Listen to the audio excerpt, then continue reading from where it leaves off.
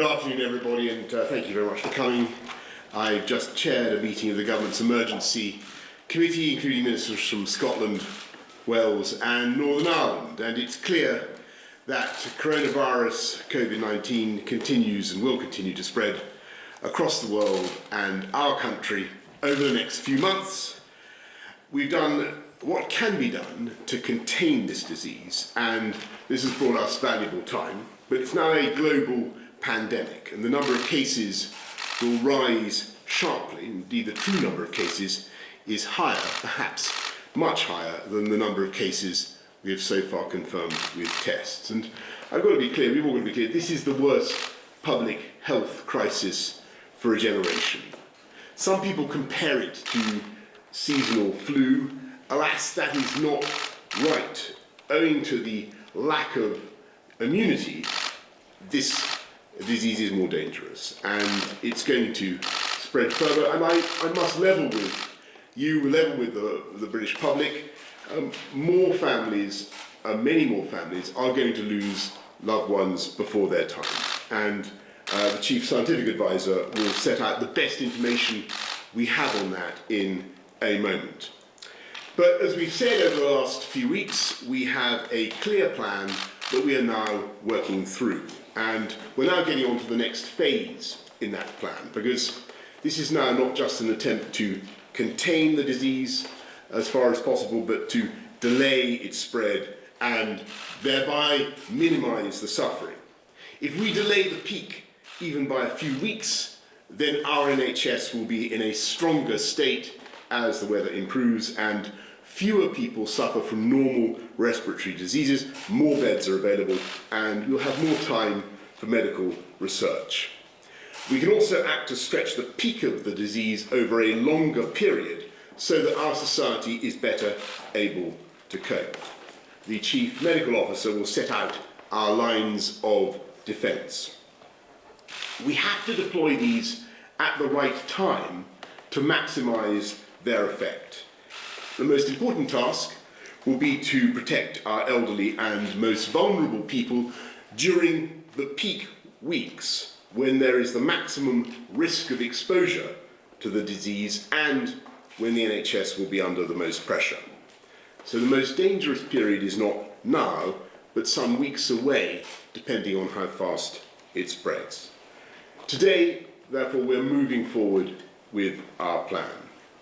From tomorrow, if you have coronavirus symptoms, however mild, either a new continuous cough or a high temperature, then you should stay at home for at least 7 days to protect others and help slow the spread of the disease. We advise all those over 70 with serious medical conditions against going on cruises, and we advise against international school trips. At some point in the next few weeks, we are likely to go further, and if someone in a household has those symptoms, we will be asking everyone in that household to stay at home. We're not introducing this measure yet for reasons Sir Patrick will explain, but I want to signal now that this is coming down the track. We are considering the question of banning major public events such as sporting fixtures, and the scientific advice, as we've said over the last couple of weeks, is that this banning such events will have little effect on the spread. But there is also the issue of the burden that such events can place on public services. So we're discussing these issues with colleagues in all parts of the United Kingdom, and we'll have more to say shortly about the timing of further action in that respect. At all stages, we have been guided by the science, and we will do the right thing at the right time. We are not, repeat not, closing schools now. The scientific advice is that this could do more harm than good at this time, but of course we're keeping this under review, and this again may change as the disease spreads. Schools should only close if they are specifically advised to do so, and that remains our advice. There is no escaping the reality that these measures will cause severe disruption across our country for many months. The best scientific advice is that this will help us slow the disease and save lives. There will be detailed information available on the NHS website and from 111 online. But I want to stress something that's very important in the wake of what we're saying this afternoon. I urge people who think, in view of what we're saying about their potential symptoms, that they should stay at home. I urge them not to call 111, but to use the internet for information if they can.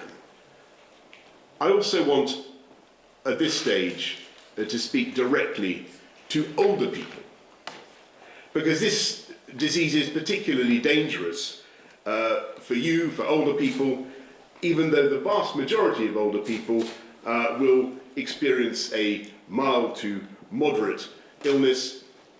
I know that many people will be very worried. And I think we should all be thinking about our elderly relatives, the more vulnerable members of our family, our neighbours, and everything we can do to protect them over the next few months. We're going to need to mobilise millions of people to help and support each other. And I just want you to know that the government will do all we can to help you and your family during this period. We're not just going to be, as you saw yesterday, supporting the economy during this period. We will be providing money and many other forms of support and helping communities to support each other. And as we've done over the last few weeks, we will continue to provide, as soon as we have it, as much clear scientific and medical information as we can. So I'd like to end by repeating the two important messages with which you will become familiar. It is still vital, perhaps more vital than ever, that we remember to wash our hands.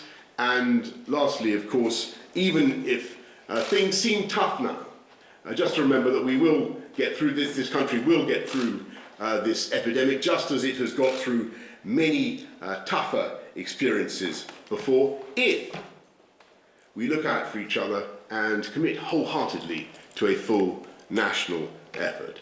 And I'd now like to thank, I'd like to ask Sir Patrick Vallance, our chief. I'd like to thank him for everything he's doing. But I'd like to thank Sir Patrick Vallance, our chief scientific advisor, to set out the latest facts and the state of play as he sees it.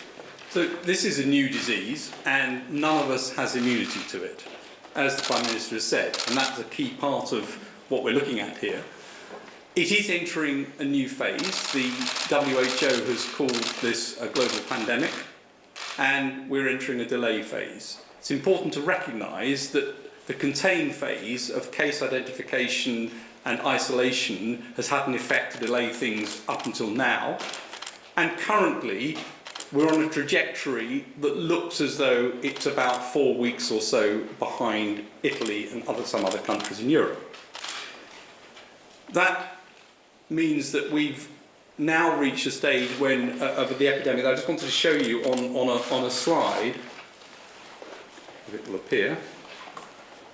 Here we go. This is the shape of an epidemic. So you go on the bottom for some time with not very much happening, and that's probably where we are now.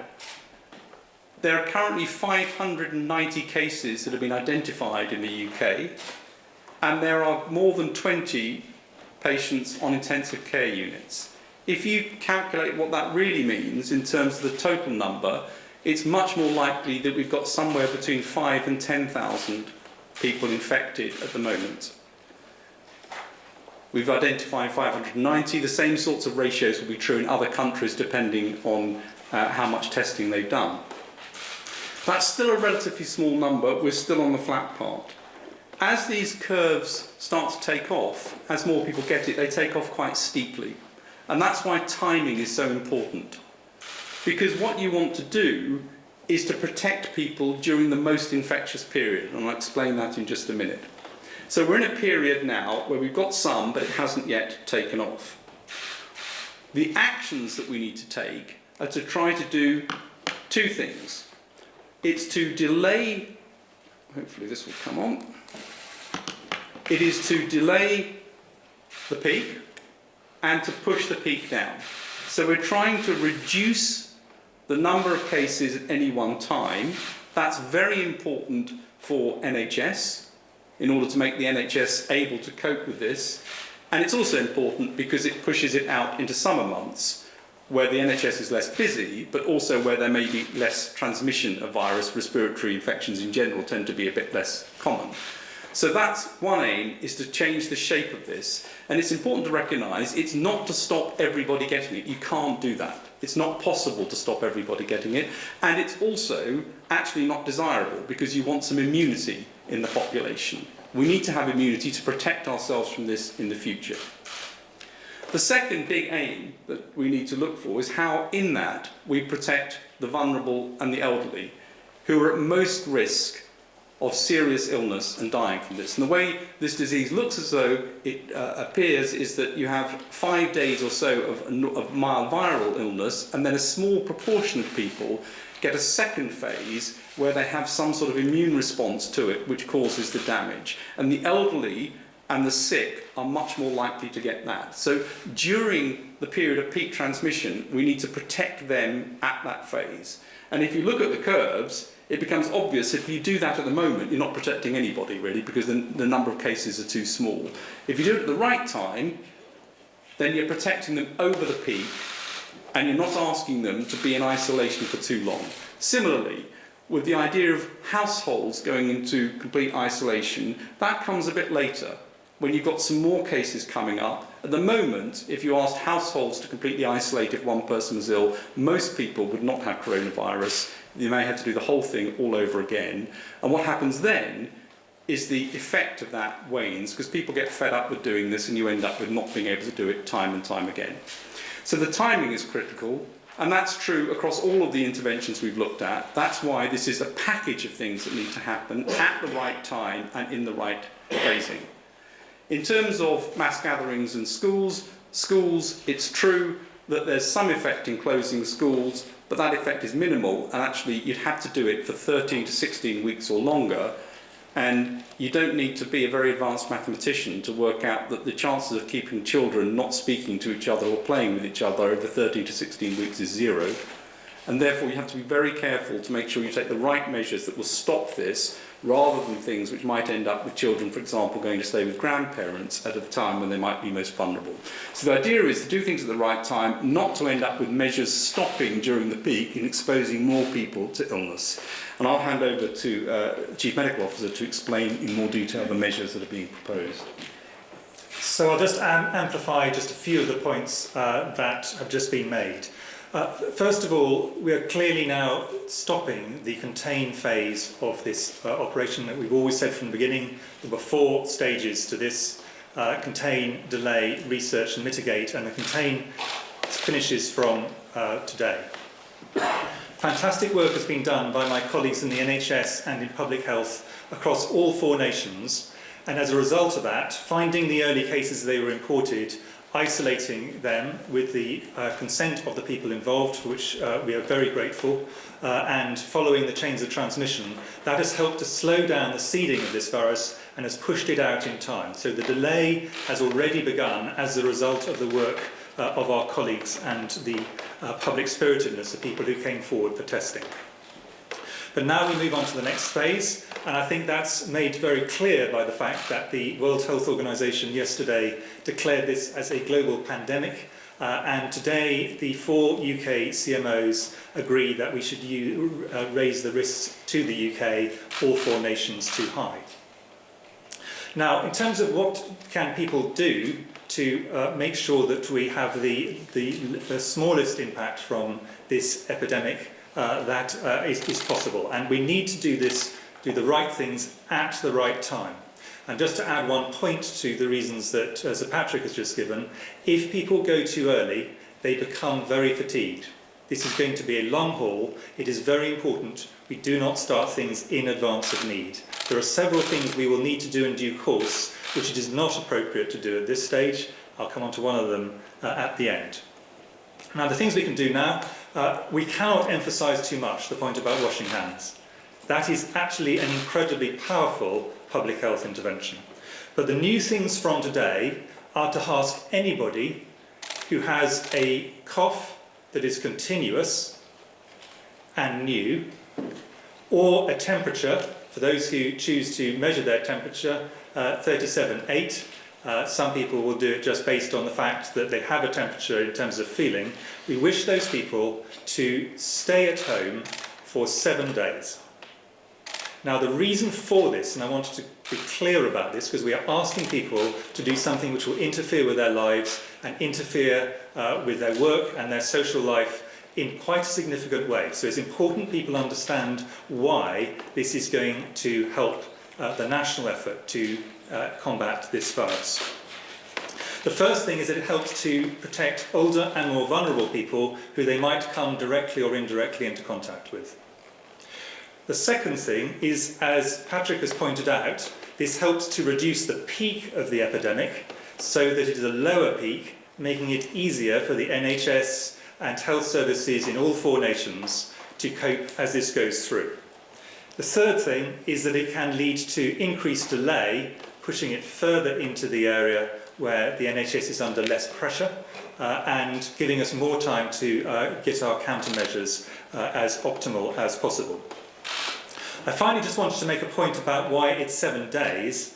The virus seems to have its maximum transmission around the time of the first symptoms and for 2 or 3 days afterwards, and then rapidly declines, so that by 7 days, the great majority of people are not infectious, and it is fine for them to go back into society.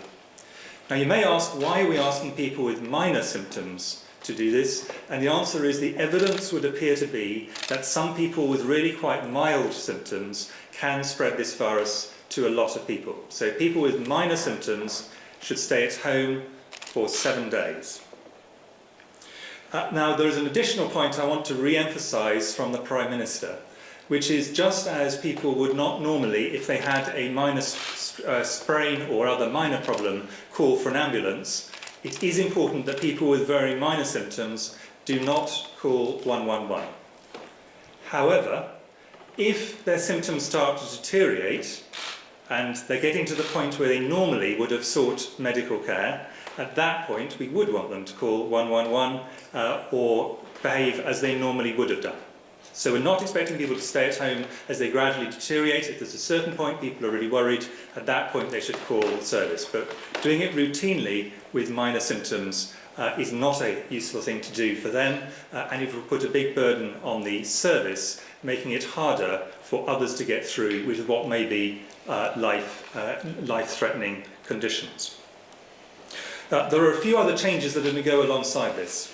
The first of which is it is no longer needed for us to identify every case, and we will move from having testing mainly done in homes and outpatients and walk-in centres to a situation where people who are who are remaining at home do not need testing, and we will pivot all of the testing capacity to identifying people in hospitals who have got symptoms, so we can pick them up early, make sure we treat them well, and ensure that they don't pass on the virus to other people in hospital. So there'll be a change in the hospital and other testing systems.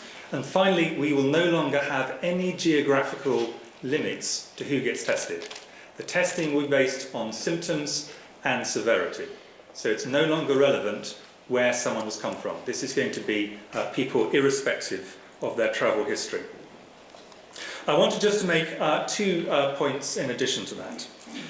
The first one is the next stage along, we are going to want to do a package of things which are about putting social distancing around the people who are vulnerable, who are older people and those with severe health conditions. But we do not think it is appropriate to make a national recommendation for that at the moment, because this is too early in the course of the epidemic that Sir Patrick passed on. And if you think about what would happen if you prematurely put elderly or vulnerable people in a situation where you're saying, we really want to cut down on your social interactions, we really want to cut back on every kind of thing where you might come into contact with others, it has big practical implications for them, and it may lead to loneliness and other issues which are clearly very undesirable for them. So whilst we will need to move to that stage, we do not think this is the right moment along the pandemic to do so, but that point will come. Finally, are we in mitigation phase? The answer is this is the stage we need to do the things we can to mitigate, which means to reduce the pressure on the NHS and other health services. And that is basically made up of two parts. The first part is reducing the peak so that the demand on the service is reduced. And that is what the interventions we're talking about today with people staying at home will help to do. And the second part is to increase the capacity and flexibility of the NHS so that it is better able to meet the very considerable demands that are going to be heading its way when we reach the peak of this epidemic. Thanks, Chris. Okay, well, let's go to some questions from those of you who've been kind enough to come. Laura Kuhnsberg. Thank you very much, Prime Minister. This is, as you say, the worst public health crisis for a generation. There may be as many as 10,000 cases already. How sure are you that the approach you're taking, holding back from some of the more drastic measures, is the right one? You say you're guided by the science, but if it turns out to be the wrong approach, the consequences would be extremely grave.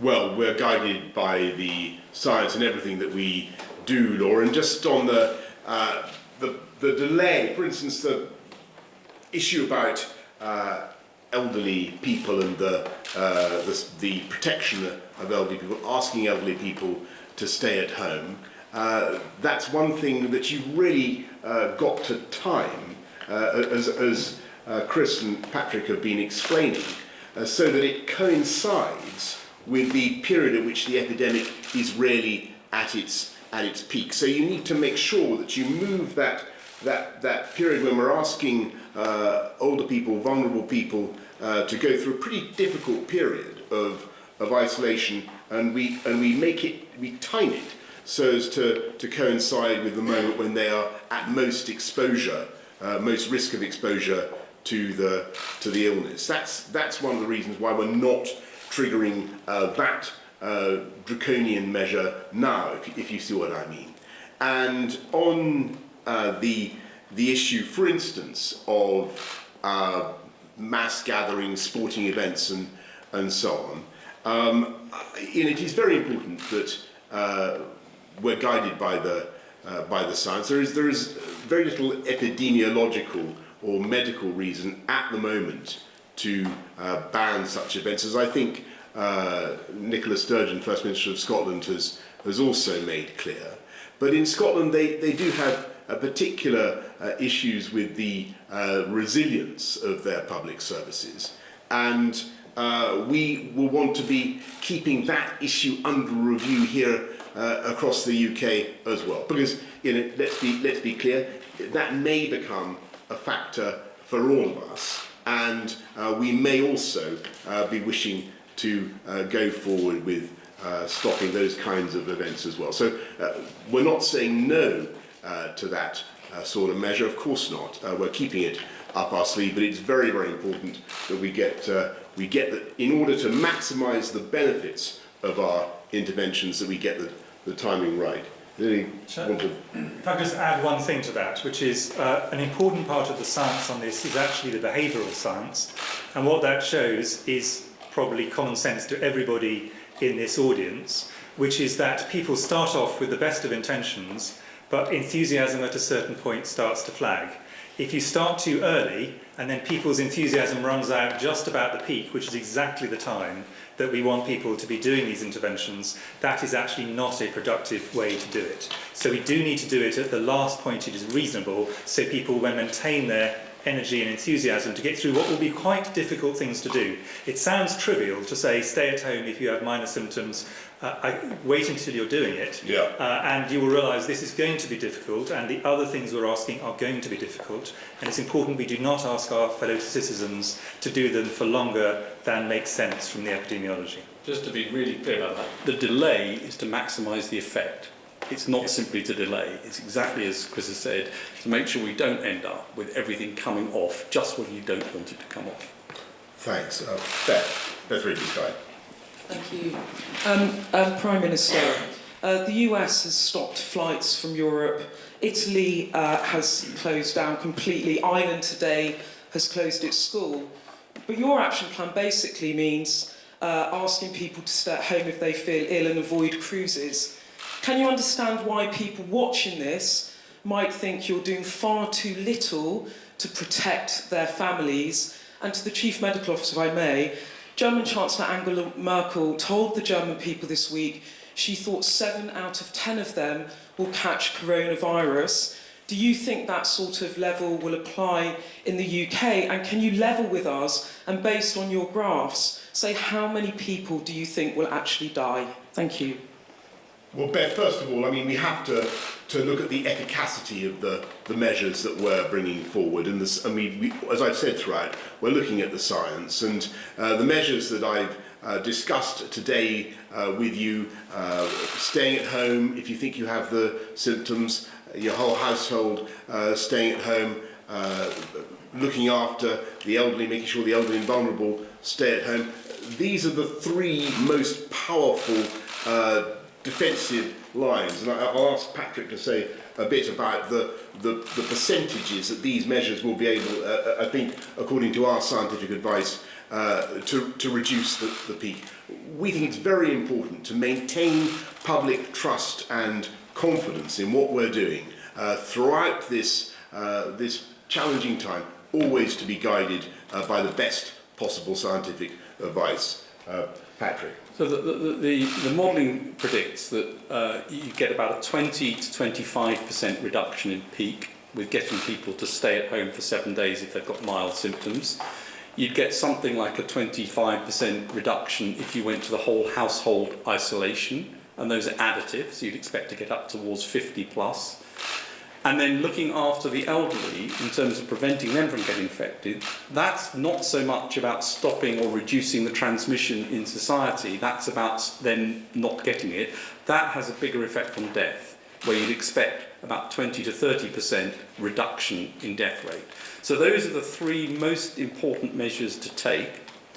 It doesn't mean other things don't have additional effects as well, but those are the ones which have the biggest effect, and therefore they need to come in first. You can bring in other things later, and it's important, I think, not to go to things that have relatively small effects but sound very sensible, because that puts people off doing the things that really matter. And it's also important, as we keep stressing, to do this in a way that's sustainable, because we're not talking about measures that you're going to do for a week or 2.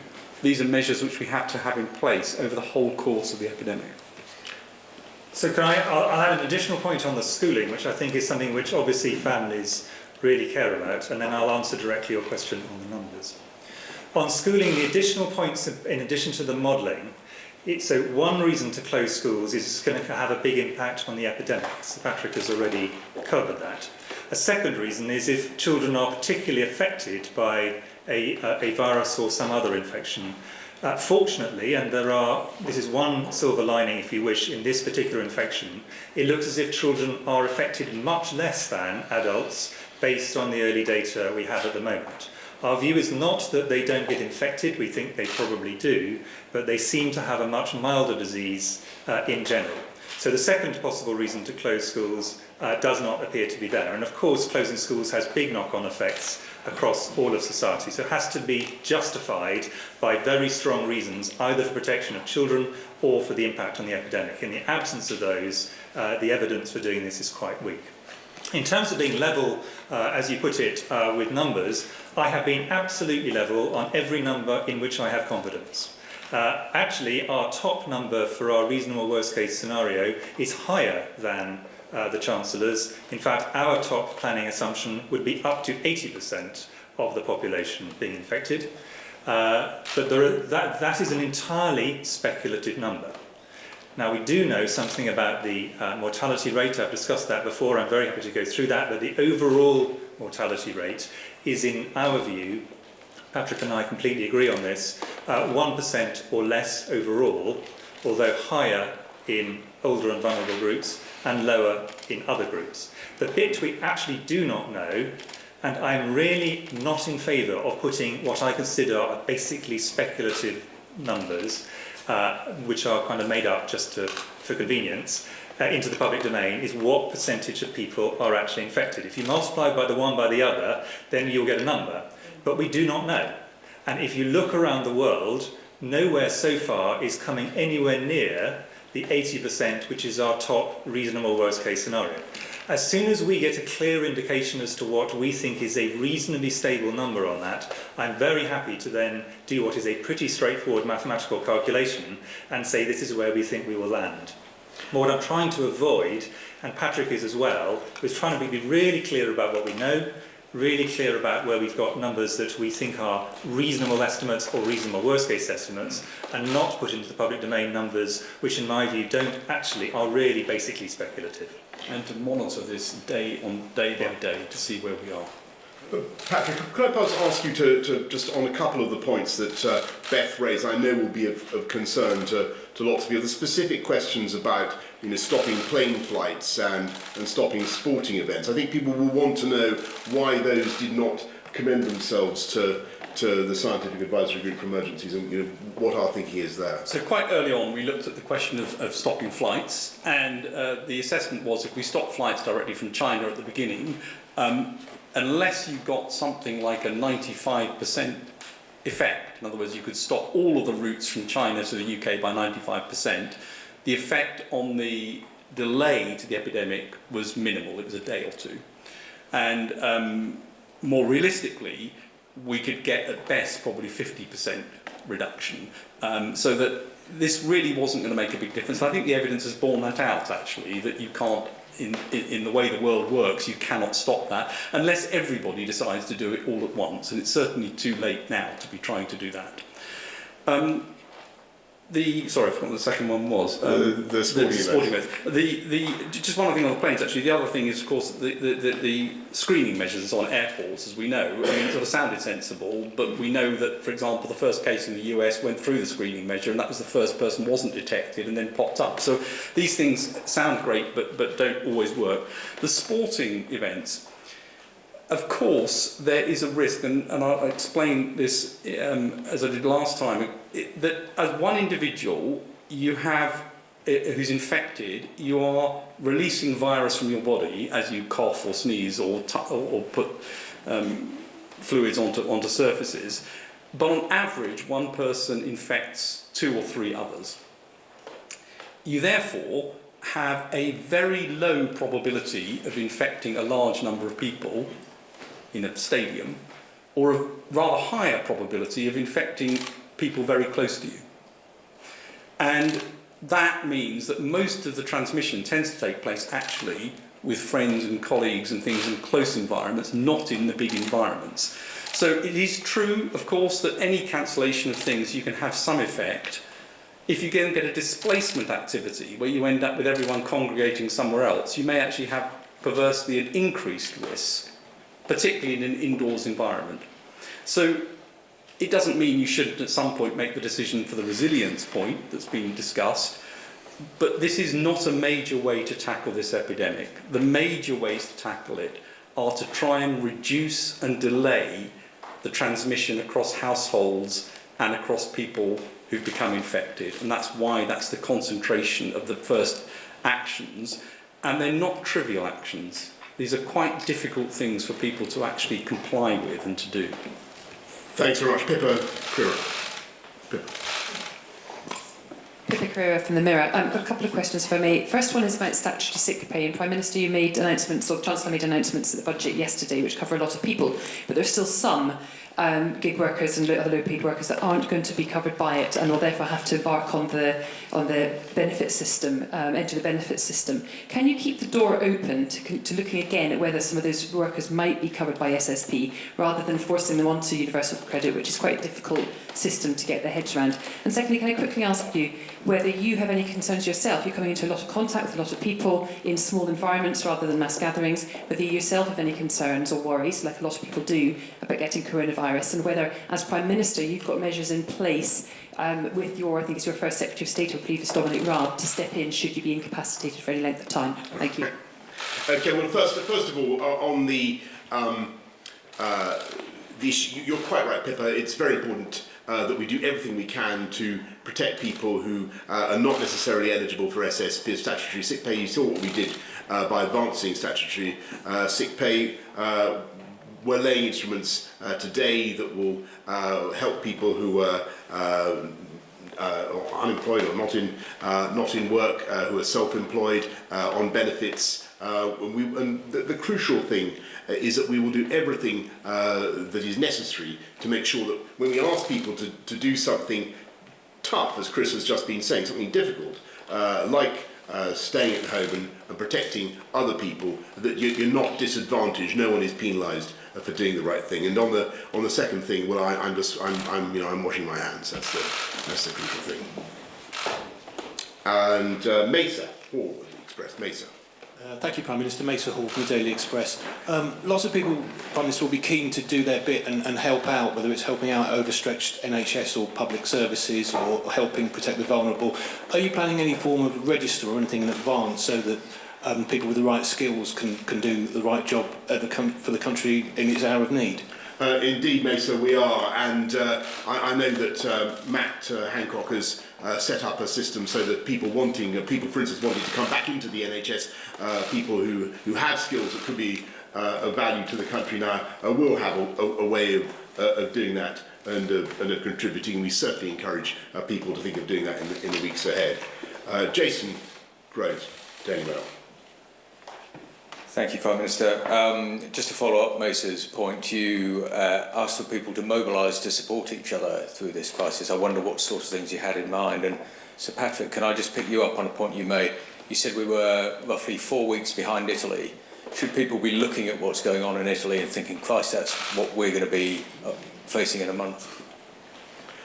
Thanks, Jason. Well, look, on what people should be doing, I think that's a really very important question, because in asking people to stay at home and look after themselves, clearly that's putting a burden and a necessity upon others, potentially to help them, to bring them food and support. So perhaps I'll ask Patrick and Chris to elaborate on this point, but we will certainly be hoping that people will think of their neighbours, think if they are aware that people are staying at home to protect the community from the spread of the virus. Let's think what we can do to help them. Don't forget that, I think the correct advice is not to go within 2 metres, but it should be possible to help people. Patrick, I think that's right, and I think all the behavioural science says that the biggest effect during times like this is not outbreaks of panic, it's actually outbreaks of altruism, and people wanting to help each other, and whether that's sort of delivering things to neighbours, whether it's making sure that people have got their medicines, and that I think is the effect that we'd expect, particularly in the UK. In answer to the questions about Italy, on the curve, we're maybe 4 weeks or so behind in terms of the scale of the outbreak. And we're behind where Germany and France are as well in terms of the scale of the outbreak. And you'd expect it to follow a similar trajectory in terms of the numbers, not in terms of the response. And that's why the measures we're putting into place come into place today, to see whether we can deflect that and get that into a different trajectory. But that's the unmitigated curve would follow exactly that curve in terms of numbers, but of course that's different from saying in terms of the actions that have been taken. Thanks very much. Laura, thank you. You've made it very clear that the sort of loud and clear message to the elderly is, at the moment, don't stay home, because pensioners they won't be able to stick it for sort of weeks and months on end. It's something you can only ask of people for a finite period. Is it possible to talk a bit about what the working assumptions are for when that period kicks in, and how long old people might be expected to try to stay home as much as possible? And how old is old? I put that straight to the scientific advisor and maybe to Chris. Yes. So we think that the peak may be something like 10 to 14 weeks away. It could be a bit longer. And you would want to try to make sure that the elderly are protected during the peak area. About 95% of people would be predicted to get the infection over a 9-week or 10-week period either side of the peak. And about 50% would be infected about 3 or 4 weeks either side of the peak on the current evidence of how the epidemic looks. It may change as we put the measures in place. So that means that even to cover the peak, you're talking about trying to make sure that those sorts of measures are in place for 13, 14 weeks or so. Thank you. Shall I just add one more thing on that, which is obviously what we're giving is national recommendations. Individual people may have discussions with their own GP or specialist, if they're under specialist care, that said that this is something which is appropriate for them, even now. But what we will be doing is giving very clear and hopefully relatively detailed guidance for people when we get to the point we think across the country as a whole, this seems a sensible thing to do. Thank you. Last question, Elizabeth Piper. Hello, Prime Minister, Liz Piper from Reuters. I was just wondering if I could pose this question to all of you, really. I mean, how confident are we of the data, the international data, and how can we really know whether we understand the behaviour of this illness when we not necessarily have a chance to verify that data? And how does that affect how we plan to deal with this crisis? Well, my impression is that there are some countries which are having some success in greatly reducing the incidence of the disease, and whatever whether those statistics are entirely trustworthy or not, the tendency is pretty clear.